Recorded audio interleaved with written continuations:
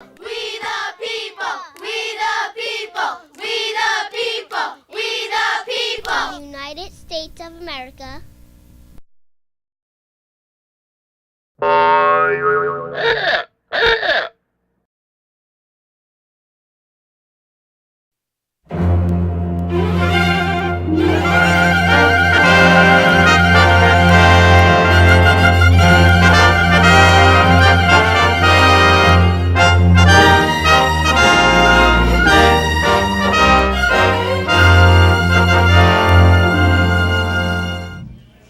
Parents always told us there are two topics that you should never talk about in public.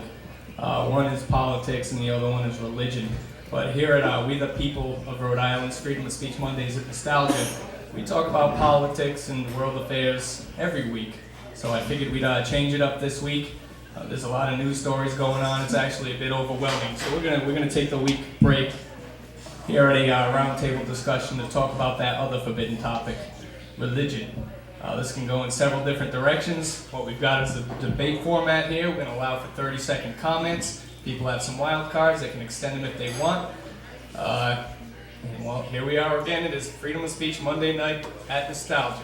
And we're going to start it up right now. 30-second timer. I'll open it up with a remark. I'm going to let the opposition have their comments, and then we'll go. What we have here is we've invited some members of the Rhode Island Atheist Society here to debate not necessarily Christianity, but other. So I see this being probably an intelligent design argument versus atheism. We'll see where it goes. So on this side, we've got the non-atheist side, and on this side is the atheist side. So just to keep track, we'll open up with some introductions. My name is Adam. Charles Busceno. And Paul. My name's Mike. My name's Dan. And I'm Lou. Okay, we're going to try to keep this as civil as possible. I know this is the topic of religion, and this can get quite a heated debate sometimes, but we talked a little bit ahead of time, and I think we're all friends, so we'll see how this turns out. I'm going to open it up, and then we'll pass around. So I'm going to open it up with the grand topic of all, when people think about atheism versus other, and you go back to the science of nature, which you try to base your argument on, and that is evolution. Personally, and here's the opening, evolution, as far as I've seen it in science, is there's a lot of holes in it, and I can give a lot of examples. I'm going to start the timer. Evolution, missing links, all sorts of scientific things that don't seem to add up for people like myself. For example, we have the whale. And people who adhere to Darwin's theory say that the whale actually started as a land creature. I think you had Ambulocetus, which eventually, over millions of years, evolved to Rhodocetus. And the fins, the feet turned into fins, and eventually this thing crawled into the sea to become a whaleism of the evolution theory. And I'll let you take your side. Here we go. You're next up, Charles. He's up. All right.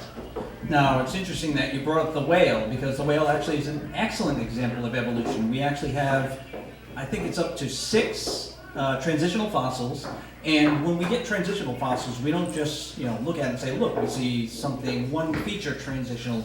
We actually have to falsify that, and one way we falsify that is 2 things: nostril movement and also inner ear. To be able to be underwater, the nostril had to move back, and the inner ear had to change to be able to hear underwater. When we examined the fossils, we saw the evolution of both of those. Charles? Evolution. I'm more interested in the concept of God than evolution. Basically, I don't believe in the Bible's teaching, because only several thousand years have passed according to the scriptures. I believe in billions of years of evolution to this point, but I also believe that nature hiccups every once in a while and creates a weirdo situation constantly. I don't know where you're going with the whale situation. The whale is just a byproduct of a mammal.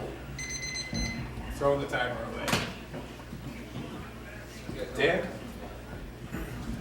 Well, not believing in evolution is like not believing in gravity. To say intelligent design is like saying Intelligent design is basically the god of the gaps. Where a gap exists, people invoke intelligent design. But once science answers that question of where that gap was, then the ID design moves to another gap. Eventually, there will be no gaps left for ID to exist. Evolution is a well-recognized scientific fact.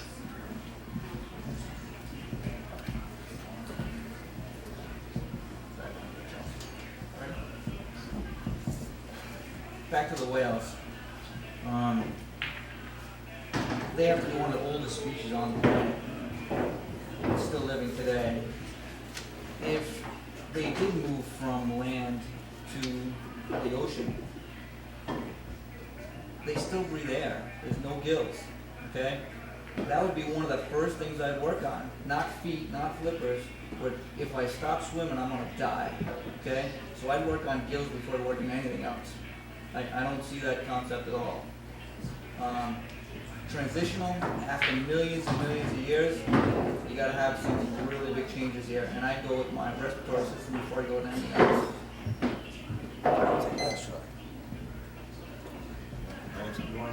Yeah, evolution isn't something that makes what is the best choice. Evolution goes by what happens. See, evolution is genetic mutations, which randomly happens in natural selection. So maybe the lungs turning into gills would have been preferable. But things don't go by what's preferable, but it goes by what happens, and then it promotes and continues to evolve what's happening. The fact that they can hold their breaths for such an extended time is what they evolved to be able to handle going underwater for that amount of time. They had lungs, and to de-evolve lungs and produce gills may have been something more difficult. But again, it's not something that's a selective thing. They don't make choices that are intelligent with evolution.